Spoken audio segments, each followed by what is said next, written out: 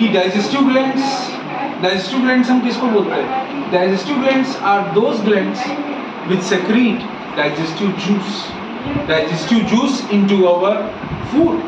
Clear? और हमारे stomach में बहुत सारे गैस्ट्रिक ग्लैंड्स प्रेजेंट हैं, लेकिन बहुत सारे ऐसे भी डाइजेस्टिव ग्लैंड्स हैं जो अपना सेक्रीशंस डायरेक्टली कहाँ निकाल के भेजते हैं? एलिमेंट्री कैनाल में। हम इन्हीं के बारे में पढ़ेंगे। और जैसे मैंने आपको बताया था कि अगर ये डाइजेस्टिव जूसेस ना हो, ये डाइजेस्टिव ग्लैंड्स ना हो, तो हमको एक रोटी को डाइजेस्ट करने में 90 साल से ज़्यादा का समय लग जाएगा। 3 मेन स्लाइवरी ग्लैंड्स हैं, जैसा मैंने आपको बताया था।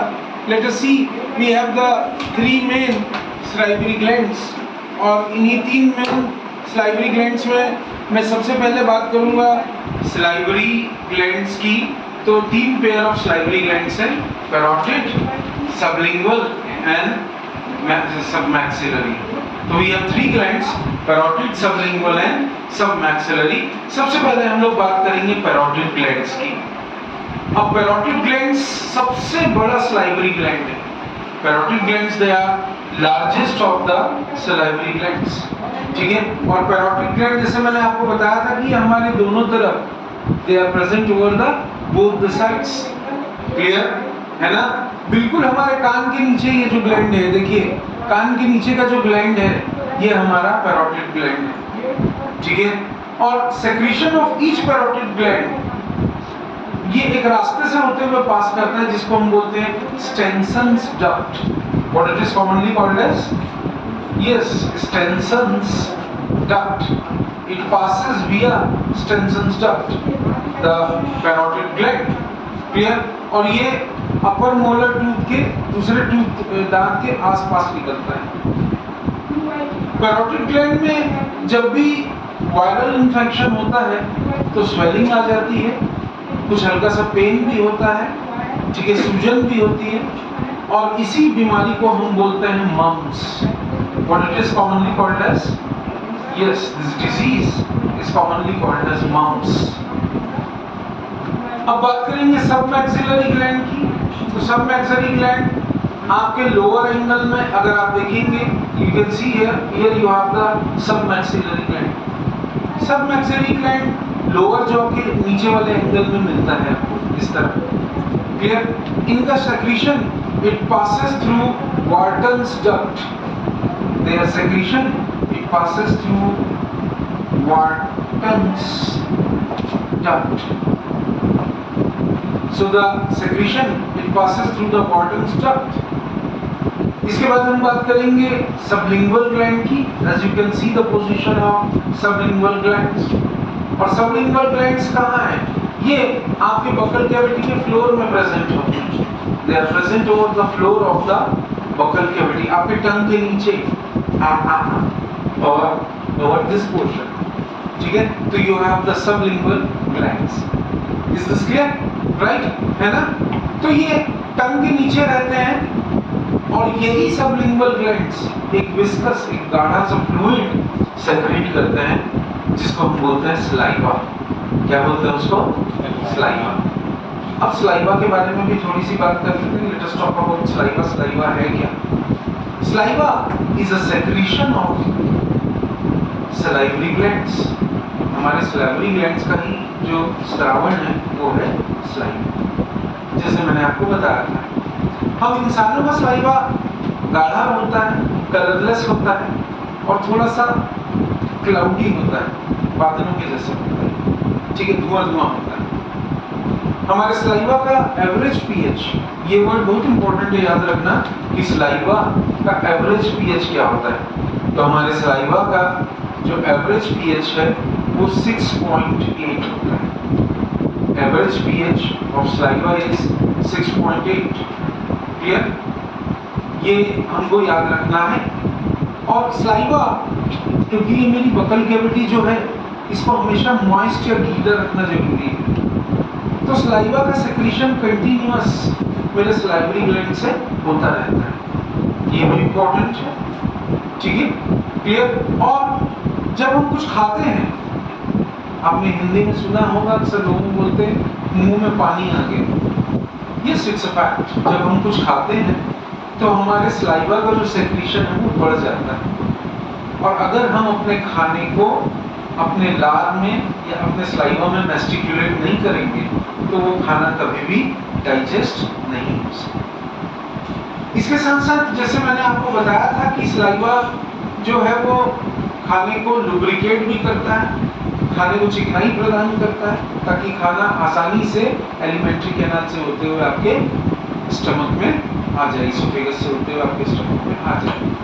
सलाइवा में अब बात करेंगे एंजाइम्स ऑफ सलाइवा। कुछ सलाइवा के एंजाइम्स के बारे में भी बात कर लेते हैं। Let us see certain enzymes of saliva. जब मैं सलाइवा के एंजाइम्स के बारे में बात करता हूँ तो सलाइवा में बहुत सारे एंजाइम्स होते हैं, जैसे अमाइलेज, आप लोगों ने ये बहुत कम सुना होगा, amylase, then lysosome, lysosome acid phosphatase, we talk about lysosome acid phosphatase, lysosome acid phosphatase. इसके साथ साथ जैसे मैंने आपको पहले ही बताया कि एल्डोलेज, कोलेस्ट्रोस्टेरेज और lysozyme, aldolase, cholesterol esterase, then lysozyme.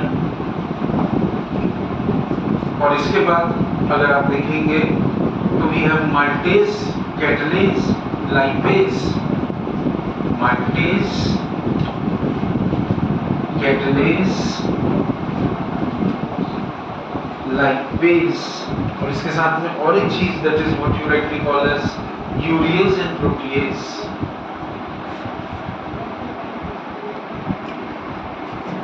Urease and protease. लेकिन दो सबसे ज्यादा इंपॉर्टेंट रोल प्ले करते हैं और वो है अमाइलेज। एक तो इसमें मैंने आपको बताया दो बहुत इंपॉर्टेंट रोल प्ले करते हैं, अमाइलेज और दूसरा लाइसोजाइम। ये बेसिक इंपॉर्टेंस या बेसिक रोल प्ले करते हैं for the digestion of food. Which one? One is amylase and another one is lysozyme. Clear?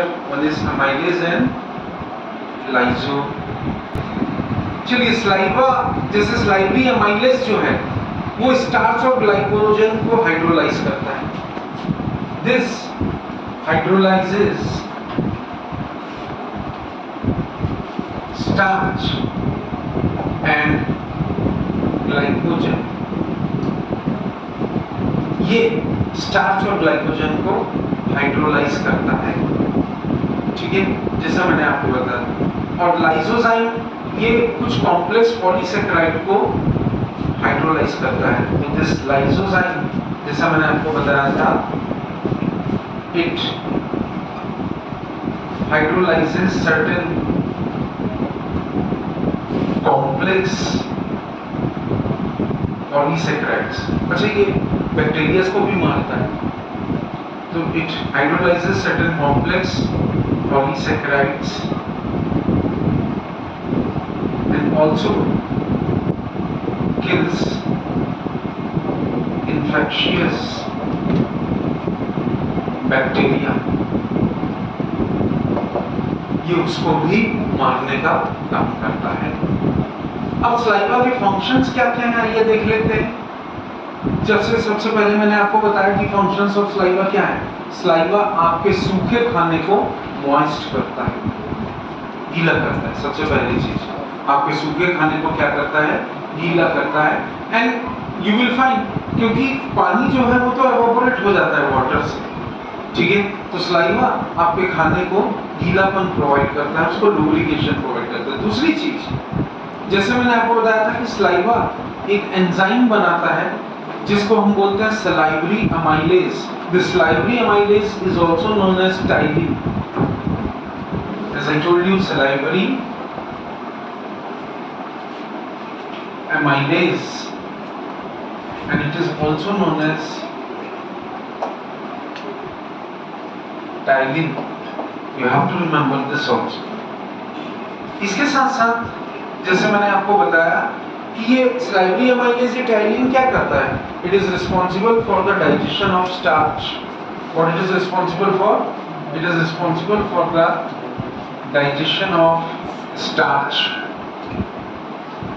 So this is the function of what you rightly call as the salivary amylase or ptyalin. Saliva, अगर आप थोड़ी देर के लिए आपके मुंह से saliva गायब हो जाए तो आपके मुंह से इतनी बदबू आने लगेगी कि आप खुद भी उसको महसूस नहीं कर पाएंगे। तो saliva आपके मुंह को और आपके दांतों को साफ रखता है। क्लियर? ये भी एक इम्पोर्टेंट रूल है। saliva जो soluble substance है जैसे शुगर और सॉल्ट उसको डिसॉल्व करता है, उसको घोलता है। अगर saliva नहीं होगा तो दुनिया का कोई भी फूड आप खा लो आपको उसका टेस्ट नहीं आएगा। तो saliva it provides taste also to the food. आप दुनिया का कोई भी फूड खा लो। वैसे ही कुछ सब्सटेंसेस जो आपके खाने में होते हैं, लेड, मरकरी और आयोडाइड, ये सब्सटेंसेस आपके saliva में ही एक्सक्रीट हो जाते हैं। तीन सब्सटेंसेस, लेड, मरकरी और आयोडाइड। क्लियर? वैसे ही जैसे मैंने आपको बताया था जो हमारे टंग में टेस्ट बड्स हैं ये तभी एक्टिवेट होंगे जब saliva रहेगा। अगर टेस्ट बड्स नहीं होंगे तो आपका टंग जो है वो एक्टिवेट नहीं। क्लियर? और जैसे मैंने आपको बताया था कि saliva जो है वो पर्टिकुलरली ये सारे इंपॉर्टेंट रोल जो भी मैंने अभी आपको बताया उसमें प्ले करता है। अब बात करते हैं गैस्ट्रिक ग्लैंड्स की। Let us talk about the gastric glands. देखिए स्टमक के वॉल में, the walls of the stomach they have numerous gastric glands. ठीक है, ये गैस्ट्रिक ग्लैंड सिंपल भी हो सकते हैं और ये गैस्ट्रिक ग्लैंड्स ब्रांच्ड या ट्यूब्यूलर भी हो सकते हैं। These gastric glands can be simple or these gastric glands can be branched or tubular. Clear? Right? है ना? एक नॉर्मल एडल्ट में रोज कितना गैस्ट्रिक जूस निकलता होगा कोई बता सकता है?